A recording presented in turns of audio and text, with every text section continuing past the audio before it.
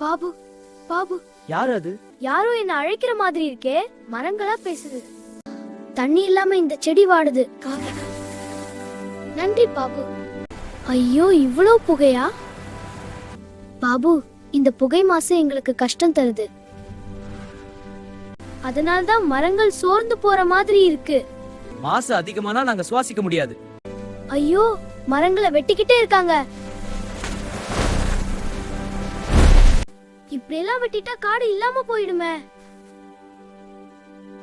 மரங்கள் இல்லையெனில் பல உயிர்கள் வாழ முடியாது. புதிய மரங்களை நட்டால்தான் பூமி பசுமையாக இருக்கும்.